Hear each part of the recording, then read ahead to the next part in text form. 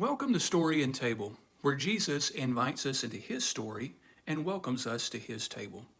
You and I live in stories. Some are small, a game we watched, a meal that we shared, or a moment that made us to laugh. Others are big stories that tell us who we are, where we belong, and what our lives mean. Story is how humans make sense of the world.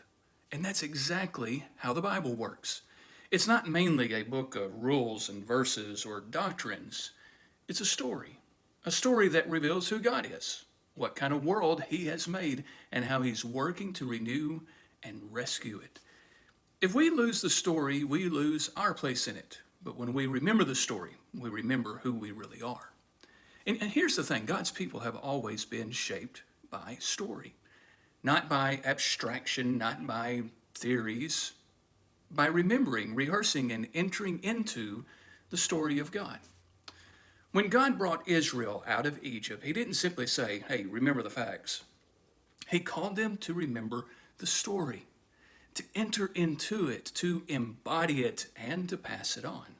At every Passover, the youngest child would ask, why is this night different from all the other nights? And the father didn't answer with a lecture or a list. He answered with a story. We were slaves in Egypt, but the Lord brought us out by a mighty hand. Not they were slaves, we were slaves, because the story was theirs. It lived in them and it was shaping them.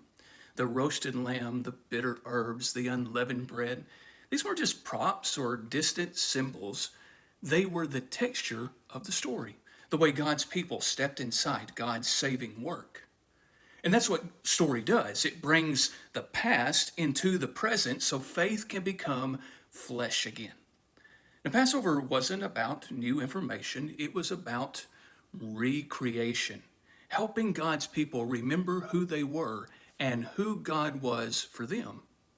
Now, centuries later, Jesus sat at a Passover table. The same story, the same symbols, the same act of remembering. But this time, he took the bread and spoke the words the story had been waiting for. This is my body broken for you. And when he took the cup, this is my blood of the covenant, poured out for many for the forgiveness of sins. Jesus didn't discard the story, he fulfilled it. He revealed what the Exodus had always been pointing toward: the bread, the cup, the cross, the resurrection, and even greater redemption. And from that night on, the same story was told, but now its center was unmistakable. Every thread was converging on Jesus. So whenever we gather at table, we aren't merely remembering events. We're entering into the story, God's story of love, rescue, restoration, and taking our place within it. And the table is where the story becomes tangible. We touch it, we taste it, we take it in. Story becomes sustenance, memory becomes meal, and identity becomes embodied. And as we do, the Spirit whispers the same truth heard across generations. You belong to the story. God has redeemed you, and the story is still unfolding. So when you take the bread and the cup, remember, you're not reciting doctrine. You're not recalling a detail. You are rehearsing who you are. You are part of God's big story, the story of God who loved the world so much that he gave his son, that whoever believes in him can have eternal life. Let's remember the story. Let's live the story and take this to heart. Whatever your story holds, joy, sorrow, struggle, there's hope. Jesus is always inviting you back into his story, and he's welcoming you with a seat at his table.